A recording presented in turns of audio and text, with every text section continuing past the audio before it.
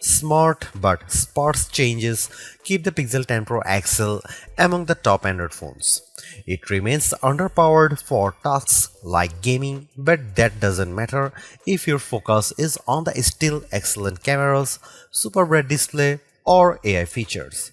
Just be aware that to get the most out of those features, you will have to wait for updates or for Google's tools to get to grips with your data.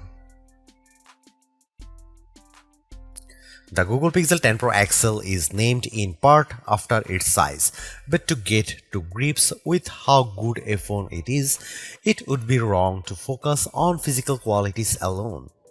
It is easy to point to things like the phone's incredibly bright display or its versatile cameras as major selling points. But this is a phone where the true value lies beyond the specs list. There are, in typical Google fashion, lots of AI features to play around with, features with a wide range of applications and utility. It's just a pity that Google seems to have learned some bad habits from Apple in not having all its features ready for launch day. Plus, Google flagship phones' inherent weakness in terms of power remains, even if battery life has improved. As the final big Android phone launch expect this year, I have been testing the Pixel 10 Pro XL against its main competition and also the latest iPhone just in case you are considering switching to or from an Apple phone. It's resulted in some of the most interesting phone comparisons of 2025 and I am thrilled to be able to take you through them. Pre-orders are up for the Pixel 10 Pro XL and its siblings until retail launch day August 28. If and when you decide to buy the Pixel 10 Pro XL, it will cost $1,199 US. That's technically more expensive than the Pixel 9 Pro XL from last year, but what's actually happened is that Pixel dropped the 128GB model. It's a shame that you can't get a cheaper extra large Pixel now, but it's not strictly a price hike. If storage matters to you, you can spec 512GB or 1TB for $1,319 US and $1,549 US respectively. But increasing the storage locks off certain color options. Only Obsidian Black offers all three options, while Jade Green is only available in the basic 256GB. There are no big changes from last year in terms of overall shape or materials.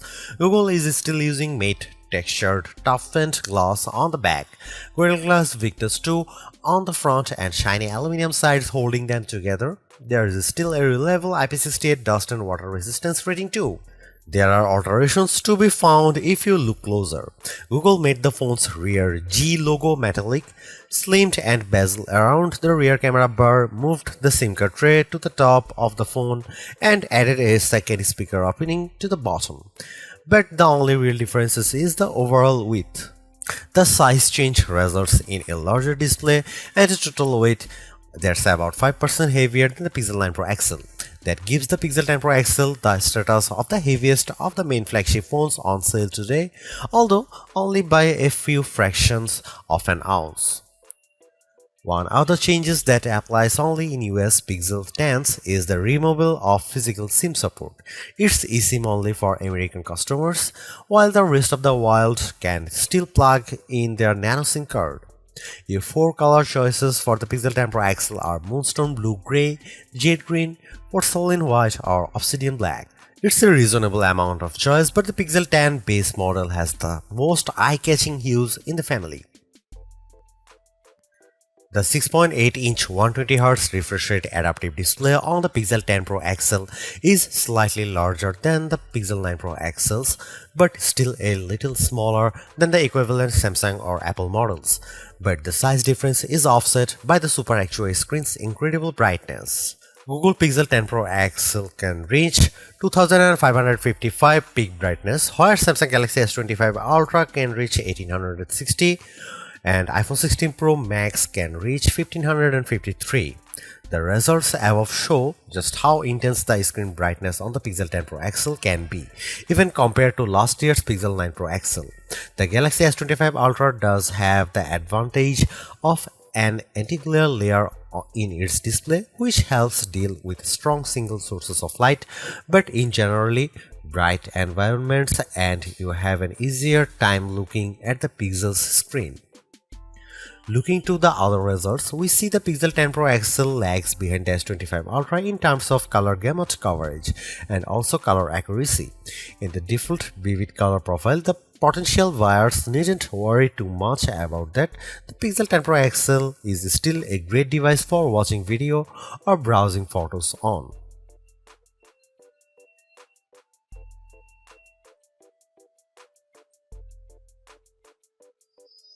You might be surprised to hear that the Pixel 10 Pro XL's camera are identical to the Pixel 9 Pro XL's, at least on paper. The 50 megapixel main, 48 megapixel ultra wide, 48 megapixel 5x telephoto and 42 megapixel selfie cameras are unchanged from the 2024 model, as all the upgrades are located on the softer side. Here we can see some camera samples of the Google Pixel 10 Pro XL. Let's kick off the comparisons with main camera shot of a cottage. We see the first evidence of the Pixel 10 Pro XL's apparent default processing priority, balancing the brightness of all colors in the shot. This is perhaps why the Pixel's shot is much warmer, with the Galaxy S25 Ultra's image being cooler and brighter. Against the iPhone 16 Pro Max, the Pixel 10 Pro XL also looks less bright but punches up the colors in return. The trees in the background in this view across a park are much easier to make out in the Google photo. And how does it compare against the outgoing Pixel 9 Pro XL? This photo of disused telephone box shows that the Pixel 10 Pro XL gives slightly stronger colors on the blue end of the spectrum, but is otherwise identical to the Pixel 9 Pro XL's image. In the night mode, with our subject being mini bottle of Henderson's relish, we see the Pixel 10 Pro XL struggle to capture the light compared to the Galaxy S25 Ultra, but the Pixel does have less of a red color caused by the curtains in the room than the S25 Ultra, which could be an advantage in some cases. Switching to the ultra-wide cameras and looking over a small stream in a wood, the Pixel's image pales compared to the S25 Ultra's far brighter shot. This is likely as a result of the Pixel's relatively small sensor not capturing as much light and the post-processing not being able to do enough to compensate. Macro mode also uses the ultra-wide sensor, comparing to the Pixel's effort against of the iPhone 16 Pro Max of a pink flower. The Pixel's shot is darker, again likely because of its small sensor, but the image still has good contrast as we can still make out the detail in the flower's center. The final rear camera on the Pixel we need to look at is the 5x telephoto camera, which I pointed at a breeze over a lake. The Pixel has tried to balance the mix of light and shade in the shot, resulting in an apparent lack of color compared to the S25 Ultra, while the Samsung's shot's richer color of the water is appealing. The breeze is blown out in return. The Pixel 10 Pro XL's telephoto camera offers up to 100x max magnification for the first time, except with the power of ProRes zoom. Images at the level are still legible, albeit potentially inaccurate, but let's start at a less extreme 50x. Zooming in on a milestone's curved lettering, it's already obvious that the Galaxy shot is noisier than the Pixel's, but based on my own observation, the Pixel has over-smoothed the stone, removing some of the texture in an effort to clean up the shot. At 100x, this effect is even more noticeable. A stone that's been sitting outdoors for who knows how long is unlikely to be as smooth as the Pixel's shot would have you believe. But in terms of legibility, while both photos still show the lettering clearly, the Pixel shows them in crisper detail. When exporting the images, the Pixel 10 Pro XL conveniently gives you both your original ProRes zoom shot and the processed version, along some interesting comparisons. For instance, we have here a church window about 1000 feet away from where I was standing as I took the photo. It's an impressively sharp shot, but the pixels processing system seemed to have read the stone bars between the glass as wood, adding a vertical grain effect. While the detail of the brickwork has been impressively recovered, it shows a big limitation of these generative detail enhancing tools. It shows you what's likely to be there rather than what truly is there. Google enhanced some of the camera's associated features, such as making best take active automatically with enough photos and offering 50 megapixel resolution for portrait modes. But the all-new feature, and the one I spent the most time with, was Camera Coach, the new photography teaching tool that's accessible right from the viewfinder. This is currently in preview, so hopefully it powers will multiply in the future, but right now it's more of an interactive forming tool. It will detect what you are pointing the camera at, offer some suggested compositions, and then give you tips on which camera lens to use, where to stand, and how to position the subject. If you can, it's a fun, personalized way to learn. But there are so many more tools in the Pixel 10 Pro XL's toolbox. I hope more options or perhaps an advanced mode appear in future to help guide users to try even more, like switching between vertical and horizontal shots, setting a manual focus, or adjusting exposure.